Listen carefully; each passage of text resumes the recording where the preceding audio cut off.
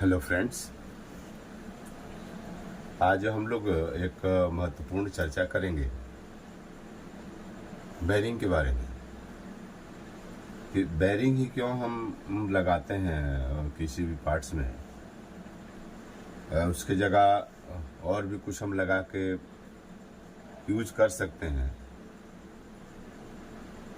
क्योंकि जो बेरिंग जो काम करती है और दूसरा जो आइटम्स हम उसमें जैसे लगाते हैं, बुश लगाते हैं, या पहले के समय में जो इसका जो डेवलपमेंट जो हुआ है, जैसे आप कार्ट चलाते थे पहले, लकड़ी की जो बैलगाड़ी जो चलती थी, उसमें बुश ही हुआ करते थे। उसके बाद में धीरे धीरे डेवलप होने के बाद में बेरिंग आया, तो अभी बेरिंग चल रही है। तो हमको बेरिंग ही क्यों ज़रूरत पड़ती है? बेरिंग की जगह हम दूसरे चीज़ क्यों उपयोग नहीं कर सकते हैं? तो उसके लिए क्या है, जो एक बेरिंग जो होता है, इसमें फ्रिक्शन जो है वो मेटल टू मेटल कांटेक्ट रहता है, और इसमें फ्रिक्शन जो है उसी के जरिए क्या है, बेरिंग जो हमारा स्मूथ जो है ना रोलिंग होता है। और साथ में जो ऑयल डालते हैं, ऑयल डालने से क्या है, एक ऑयल का एक कोटिंग बनता है उसके ऊपर में, जो दोनों मेटल्स के बीच में कोटिंग का काम करता है, और जिसके चलते वो मूवमेंट होता है। अगर मान लीजिए कि हम बेरिंग अगर नहीं लगाते हैं, अगर उसके जगह पे मान लीजिए एक लकड़ी का बक्सा हो गया,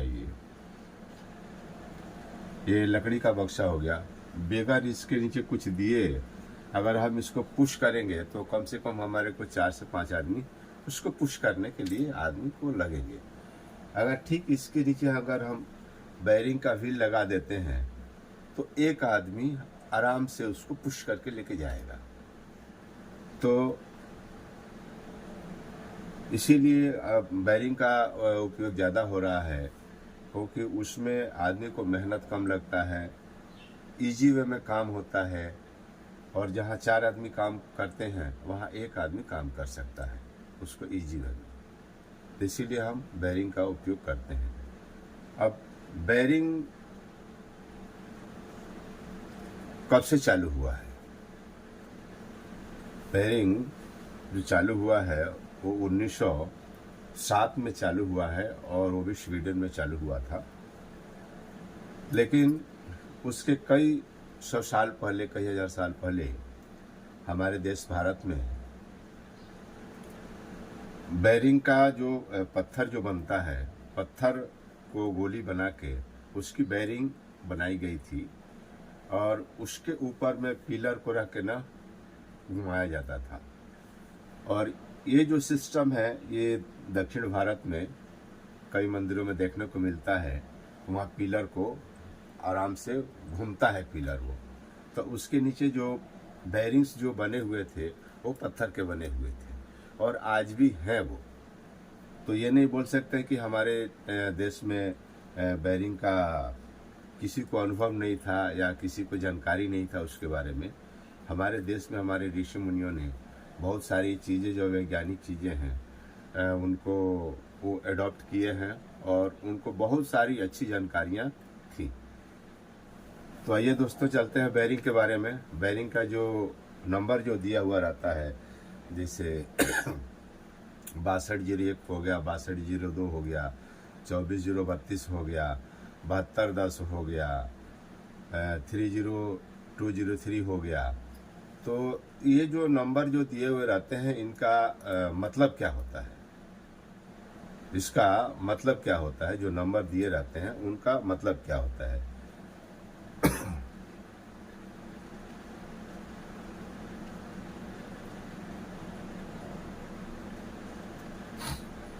अब हम ले लेते हैं इसमें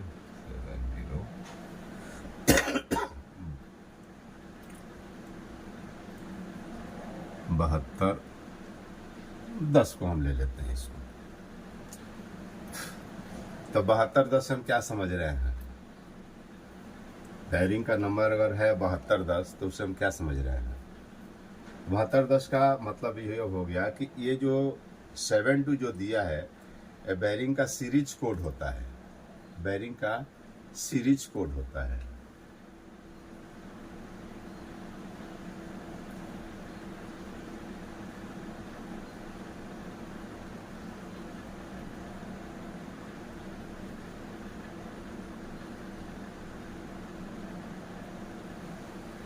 ये बैरिंग का जो है ये सीरीज कोड होता है।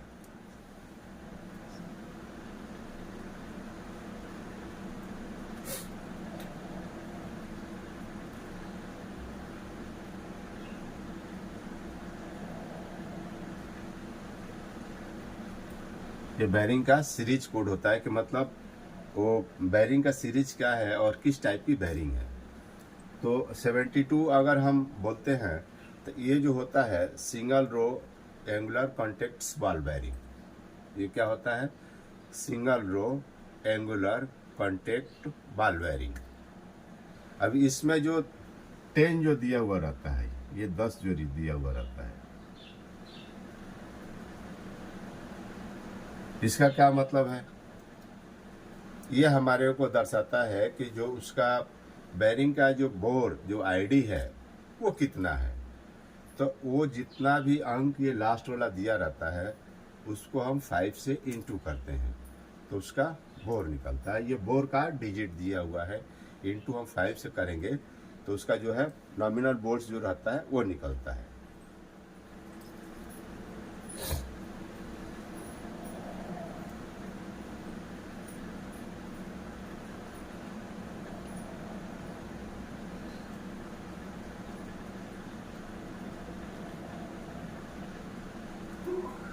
ये उसका बोर आईडी इंटू 50। ये जो बोर नंबर्स जो दिया हुआ है उसको हम 5 से इंटू करेंगे तो 50 mm उसका जो आईडी है वो हमारे को आ जाएगा। अब इसमें इसके आगे और भी कुछ सीरीज दिया हुआ है, जैसे यहाँ पर सी हो गया, 7210 सी हो गया, या dt कई जगह दिया रहता है। मान लो यहाँ पर dt दिया हुआ है, dt भी दिया हुआ रहता है, उसके आगे ps भी दिया हुआ रहता है। तो ये सब का क्या मतलब है? 7210 ये तो बैरिंग का सीरीज हो गया, ये बैरिंग का बोर दर्शाता है। ये C या DT या PS इसका मतलब क्या होता है? या यहाँ पर P5 अगर दे दिया तो क्या मतलब होता है इसका? तो इसका जो मतलब जो होता है वो कांटेक्ट एंगल कोड होता है। ये जो C जो है ये बैरिंग का कांटेक्ट एंगल जो होता है उसका ये कोड होता है कि कितना उसका एंगल है।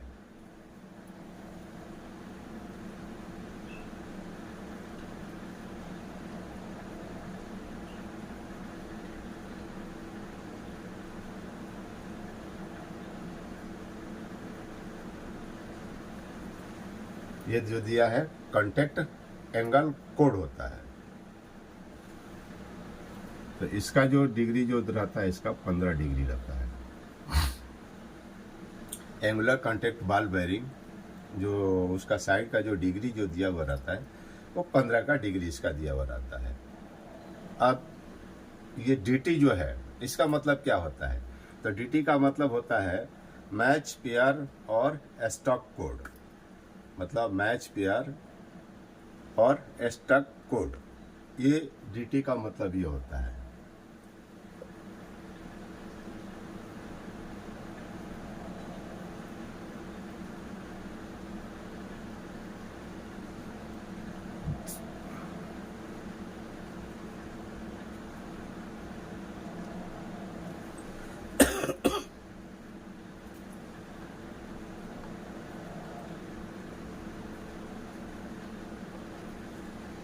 मैच पेयर स्टॉक कोड दिया है, मतलब उस बैरिंग को जो हम मैच जो करेंगे एंगुलर कांटेक्ट बॉल बैरिंग में उसको उसका जो एक्सलेशंस या एक्सियल लोड रोकने की जो क्षमता होती है वो एक साइड में ही होती है। इसीलिए अगर दो बैरिंग हम अपोजिट अपोजिट करके अगर लगाते हैं तो उसका जो डायरेक्शन जो होगा वो एक्सियल लोड कभी वो नहीं इधर उधर कभी नहीं भगेगा। इसमें क्या है सिंगल रो में एक ही साइड में जा सकता है, इसीलिए क्या हम इसको डबल बैरिंग दोनों साइड में लगाते हैं तो कुछ इसका एक्सियल जो होता है वो रोकने की क्षमता इसमें ज़्यादा होती है। अब आ गया P5। P5 का क्या मतलब होता है? P5 का मतलब होता है tolerance class code. Tolerance class code ये हमारा हो गया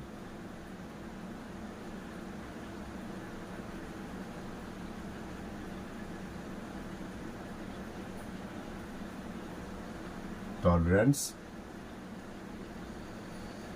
क्लास, ये हमारा हो गया टॉलरेंस क्लास कोड। ऐसे ही हम अगर दूसरे बेरिंग्स को जैसे ले लेते हैं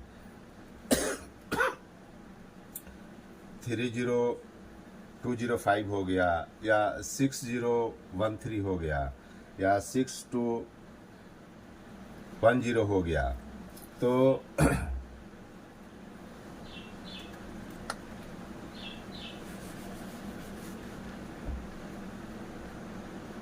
6210 तो 62 में क्या है, अभी जो 6 हो गया हमारा, वो हमारा बैरिंग का टाइप्स हो जाता है कि ये बैरिंग्स का टाइप्स क्या होता है। और दूसरा क्या है, ये जो 2 होता है वो सीरीज से चालू होता है, और 10 जो है वो सेम हमारा बैरिंग का जो बोर होता है उसको ये दर्शाता है। बैरिंग का सीरीज, बैरिंग का जो डीप ग्रूव बॉल बैरिंग है, या एंगुलर कॉन्टैक्ट बॉल बैरिंग है, थ्रस्ट बैरिंग है, या स्फेरिकल रोलर बैरिंग है, तो ये जो भी बैरिंग्स है इनका एक सीरीज होता है। उस सीरीज के जरिए ही उस बैरिंग का डिटेल्स हम पता करते हैं, या जो कंपनी जो बनाती है उसका एक सीरीज दिया हुआ रहता है, वो सीरीज के ऊपर भी पूरी बैरिंग से हम बनाते हैं। क्योंकि बेगर सीरीज का इधर से उधर हो सकता है, 30-30 दिन का अगर हो गया तो मान लीजिए टेपर रोलर्स बैरिंग हो गया, 24-0-23 से स्टार्ट होता है। स्फेरिकल रोलर बैरिंग्स का जो सीरीज जो होता है वो 23 से स्टार्ट होता है। ऐसे ही डीप ग्रूव बॉल बैरिंग का जो है वो 62 से या 61 से स्टार्ट होता है। वैसे ही अगर एंगुलर कॉन्टैक्ट बॉल बैरिंग का हम लें तो 72 से स्टार्ट होता है। थ्रस्ट बैरिंग का लें तो 51 से स्टार्ट होता है। तो ये बैरिंग का जो सीरीज जो होता है ये हमारा मुख्यतः हर आदमी को जानकारी होना चाहिए, क्योंकि वो जानकारी होने से ही क्या है, हम बैरिंग के बारे में अच्छी तरह से हम जानकारी प्राप्त कर सकते हैं। क्योंकि जब तक हम उसका बैरिंग के बारे में जो सीरीज है उसके बारे में हम पता नहीं कर पाएंगे तो हमारे को आगे चल के कुछ भी पता नहीं चलेगा। खाली हम ये निकाल सकते हैं बैरिंग की डायमीटर के बोर कितना है, थिकनेस कितना है, बस उतना ही हम निकाल सकते हैं। तो बैरिंग के सीरीज के बारे में हमारे को बहुत डिटेल्स जानकारी लेना चाहिए, क्योंकि बैरिंग जो है बहुत सारी तरह की बैरिंग आजकल मार्केट में चल रही है, और बैरिंग का जो एक प्रोग्रेस है बहुत ही लंबा प्रोसेस है। क्योंकि बैरिंग बोलने के लिए एक छोटी सी चीज़ है कि बैरिंग्स, लेकिन बैरिंग्स के अंदर में इतने क्रिटिकल इशू भी आते हैं और इतने क्रिटिकल्स उसके डायमेंशन रहते हैं कि क्या बताएं। अब इसमें मान लीजिए कि हम बैरिंग्स एक हमारा हो गया ये, और इसके बाद बीच में हमारा ये आईडी हो गया, इसके बीच में हमारा बॉल्स हो गया।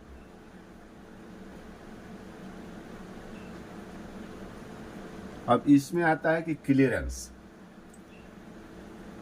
जो C3, C2, C4, C5 जो क्लियरेंस हम बोलते हैं, वो क्लियरेंस है क्या चीज़, बैरिंग में क्लियरेंस है क्या चीज़ और क्यों रहता है, उसमें उसकी ज़रूरत क्या पड़ती है।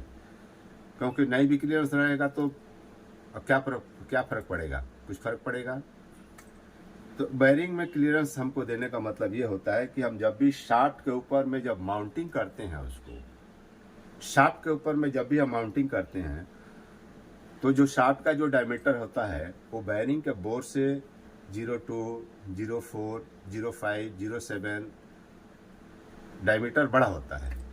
तो बैरिंग को जब हम उसके ऊपर में चढ़ाते हैं तो क्या होता है, बैरिंग एक्सपेंड करती है, उसकी आईडी जो है ना एक्सपेंड करता है। एक्सपेंड करने से क्या है, जब तक बैरिंग के अंदर में जो क्लियरेंस जो नहीं अगर रहेगा तो क्या होगा, बैरिंग मूव नहीं करेगी वो।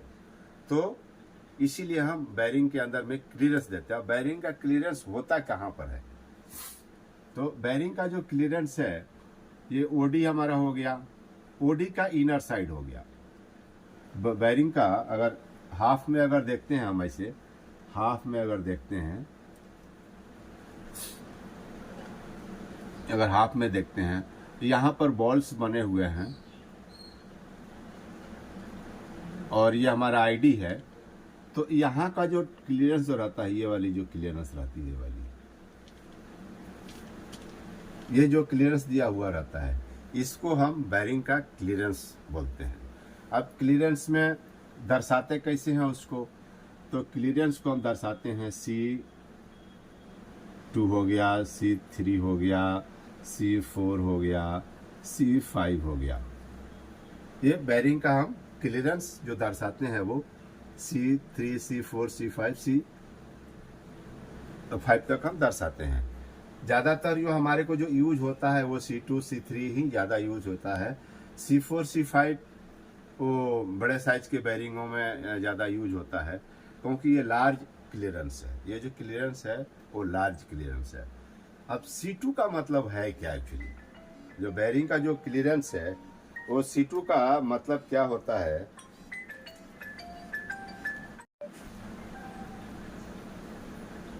तो मैं ये बोल रहा हूँ, ये जो C2, C3, C4, C5 actually इसका मतलब होता क्या है। तो जो C2 है इसका मतलब हो गया कि 0.2 बैरिंग के अंदर का क्लियरेंस, C3 0.3, C4 0.4, C5 0.5। यह हमारा बैरिंग का जो है क्लियरेंस है। अगर इस बैरिंग को दोनों साइड में अगर सेंटर में करके अगर नापते हैं तो आधा आधा होगा। जो भी C3 है तो 1.15 हो जाएगा, C4 है तो 0.2 हो जाएगा। अब बैरिंग्स की जो मटेरियल्स जो रहती है, बैरिंग का जो मटेरियल्स जो रहता है वो आपको क्या हार्डनेस का रहता है,